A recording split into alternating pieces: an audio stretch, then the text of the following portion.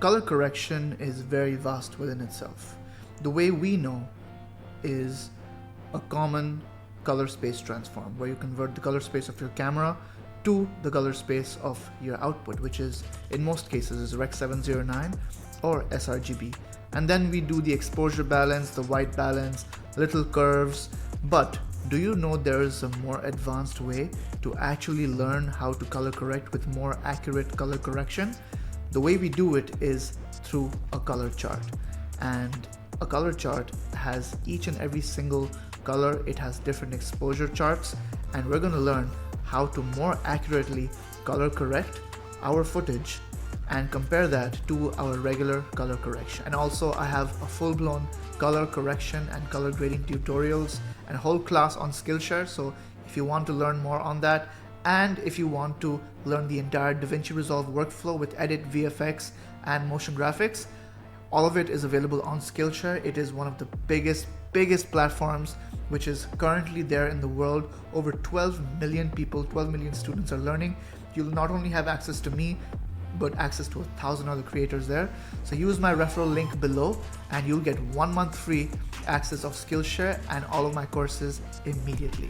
All right, take care. And if you want customized one-on-ones, I will also provide links where you can schedule a call with me for 30 minutes or an hour where I will critique your work or do whatever you want in terms of project viewing, in terms of helping you out on the software. So let's dive into DaVinci Resolve right now. All right, so we have a footage which is over here where I'm holding a color chart, and you can see I'm holding a color chart and I just drop it over here, and then we have this footage. So let's go to our color page. Usually what we do is first, let me remove it from a proxy. So the way to do that is you go over here and you prefer the camera originals. There you go. Now we are in HQ mode. So basically the way we do it, firstly we take a color space transform, we kind of drag it here, then we go to our input color space, we choose this was shot in Gamma 3 Cine, this was shot in S-Log2, and output color space and output gamma is the same because those are my settings. All right, and then we add a node before, and then over here we do a little bit lift gamma gain, lift gamma gain, just overall exposure, checking to see whether everything is just overall just balancing out and making sure these waveforms are proper. That's usually the way we do it. So let's just input these, we'll call it CST, and we'll call this primaries. All right, so now this is usually the way we actually kind of color manage. Now what we are going to do is we're going to use this chart. So if I go over here to this specific area, which is this marker, let me just see if I'm at my marker.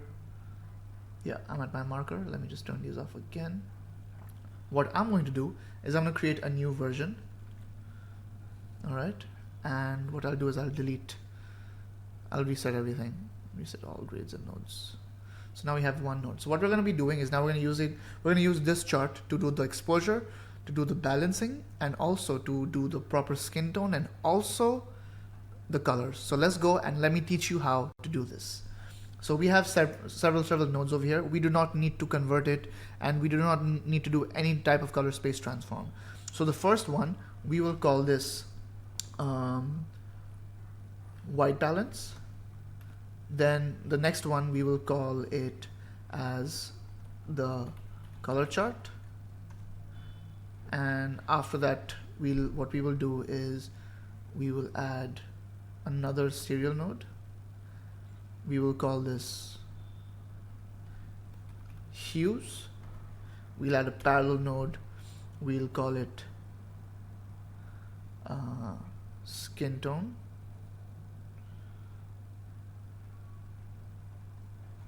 Skin, and we'll just add actually one more before. Let's take this and add another one here. Take another one.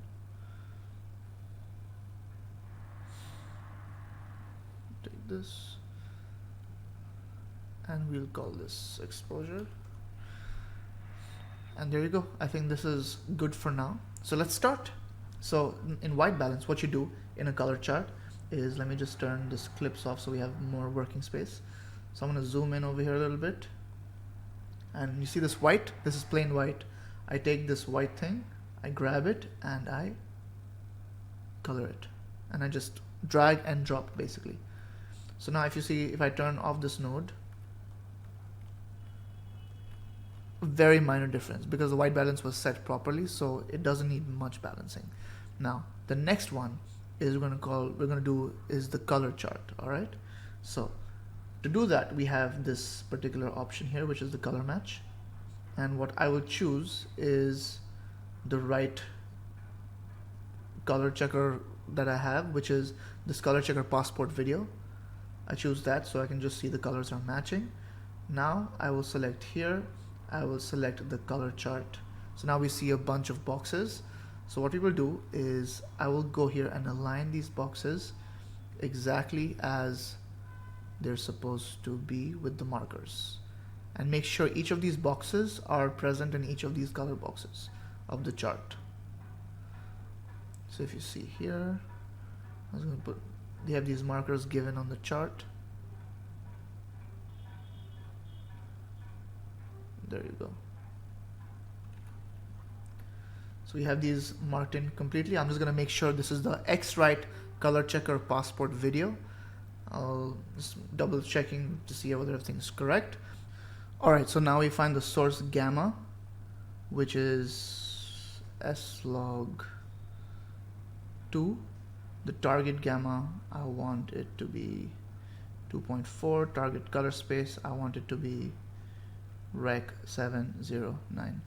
So as soon as you have these settings done, all you need to do is you need to hit match, and look at this. Boom. Now immediately with the color chart we see that all of the colors are exactly matching to how it was supposed to be. So initially, without just a simple color chart, this is how the difference between the version 1 and version 2 is. Let's take a look. This is the color space transform, and this is with the color chart. Color space transform, color chart. So you see it's a huge difference. It's more accurate, and it actually does a much better job. All right, now we go to exposure. Let's go back to the marker again. Now for the exposure, what we're going to do is we're going to add a window, which is this mask. I am going to draw a mask here, here, here, here, and right here, and I'll turn on the highlight. And what I will do is I'll take a look at the waveform, which is the scopes, and what I will do is I will take a look at to see where each of these is. So the white part, the white portion over here, this is the highlights, this is the midtones, and this is the shadows. So we'll do a little bit LGG, which is lift gamma gain. So we'll go here. What I'll do is I'll decrease this one right here. I'll decrease the gamma just a wee bit to make sure it's in the center point around here, and I'll take the gain and I'll reduce it down like that, maybe like here, and take the gamma up to the center point, and the lift we keep it as like maybe just lift it up a little bit or put it down. Yeah, so I'm just making sure the gain is somewhere here, the gamma is somewhere here, and the lift is somewhere here. So gamma, this is basically where all the exposure of the skin lies. So I'm just keeping it here. And now what I'll do is I'll turn off the highlights and I'll turn off this window. So now if you see, if I turn off the node, turn on the node, so if you see, if I do full screen, and this is what the proper exposure balance does. Now obviously you can change it later based on your look in your film, but you want to correct it properly. So if you see before the node, this is how it used to look.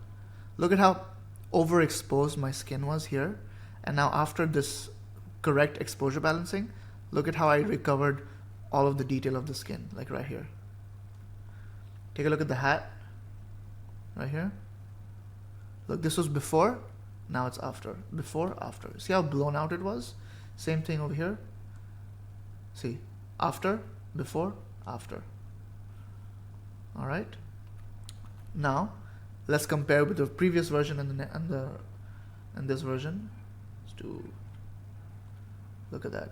So you see with the color space transform, even though I'm putting the right color space and the right gamma, there's still so much like unnecessary contrasty look, film look, which I just want a simple conversion.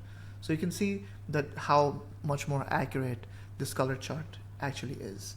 Now what we'll do is now we'll go to the hues, which is the colors.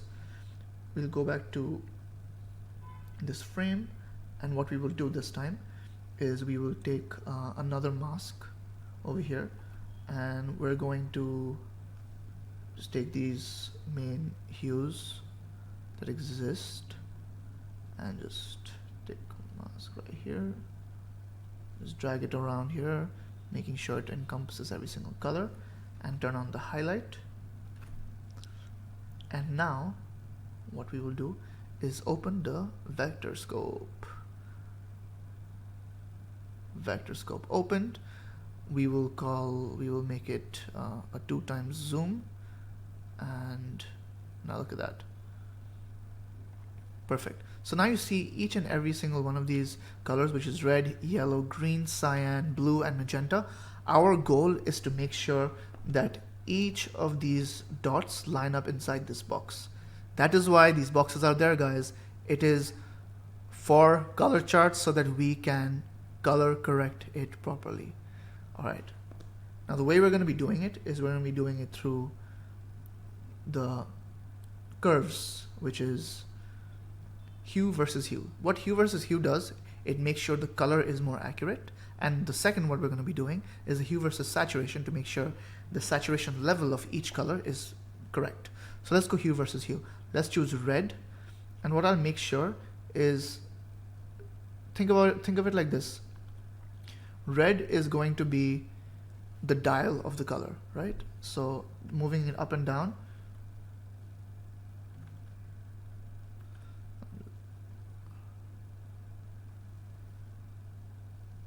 Right there. Perfect. It is there and proper. Then we do yellow. Alright, there you go, yellow. Then we do green. Look how off green was. Putting it more towards the box. Then we do cyan. We have cyan there. Then we have blue. Look at how off blue was as well. Blue. And magenta is mostly, I think. Yeah, I'm like eyeballing it, but yeah. Magentas, I think, is good. Alright, now we go to the next one, which is hue versus saturation. So now in this saturation, we have to make sure that these dots are inside the box. Alright? Now, take the red, make sure it's inside the box. Then we take the yellow, bring it down, maybe because it was more saturated. So if it goes more towards the edge, means it's more saturated. If it's more towards the center, means it is less saturated. Then we take the green, increase the saturation a little bit more. Take the cyan, increase the saturation more. Take the blue, just a wee bit. Take the magenta, and this is the one we gotta increase like crazy. Alright, now see magenta is a little bit off and green is a little bit off. So what we're going to be doing is I'll go back here, I'll take the magenta, click on magenta, and I'll just offset just a wee bit so it's on the center. Yeah, just like that. Take the blue as well, and just take these sliders.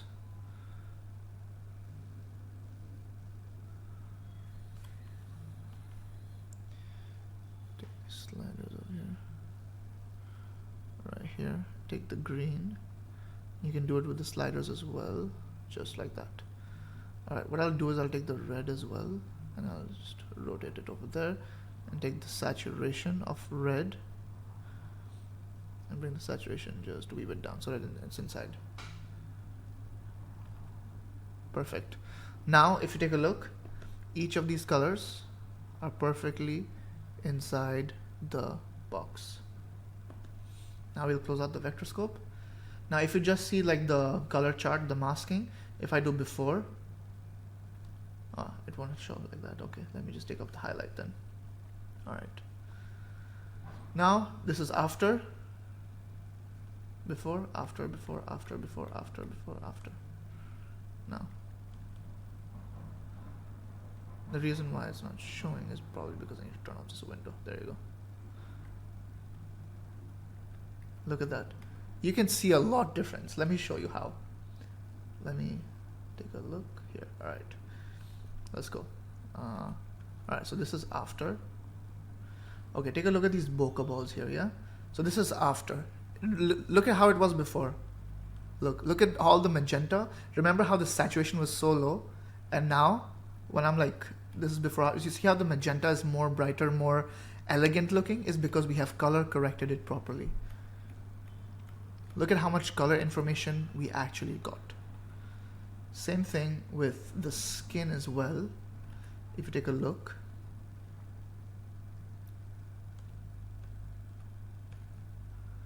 this is after, this is before. See how much unnecessary redness was there? Now it is color corrected. It is properly color corrected. But still we have skin to do yet. If you take a look at the orange of this RIT, it's crazy. Okay, now we go to the skin. For the skin, let's go back to the marker. Go back to marker, and then the second row of this chart is, of this color checker, is basically the skin ranges, because we are all different shades of wheat, right?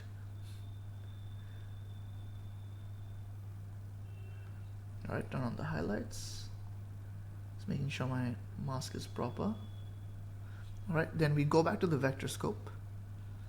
And then basically what we do over here is I'm going to take the offset and just make sure it is exactly on this line. In case you do not see this line, you can go here and you can choose this show skin tone editor. So it'll show this indicator. If you show this line, it'll mean that it's exactly, that's where your skin tone is supposed to lie, regardless of your race and your skin texture. That's where the hue is supposed to be.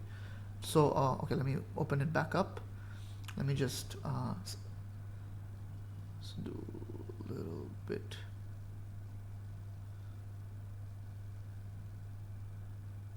Right there. All right, so I just put the offset to a little bit to make sure this is an exact line. Now, sometimes what happens is, in real life, sometimes your skin looks different, right? Sometimes if you have a pink undertone, you might be more pink. If it's like cold outside, you might have more pink undertone. So that depends on also your skin. So this will look accurate on paper, but also you need to make sure your skin looks good, because sometimes it might not be the case. So let's take a look and see whether it's okay for my skin. All right, so we have, let's take a look here. This is after, before, after. Yeah. So now I've added a little bit more redness because that was more accurate, because my skin is, I have a pink undertone. So there you go. Now this entire clip is color corrected properly, balanced, hues are on point, and now you're ready. After this node, you are ready to create all of your looks, your whatever you want. You want a teal and orange look, you want a bleach bypass look, whatever have you. Now let's do the final comparison. All right, so we just make this full screen. Now this one was a simple color space transform and a little bit lift gamma gain.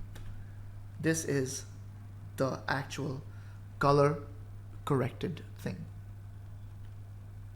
This is CST, this is CC. Look at how unnecessary magenta it is.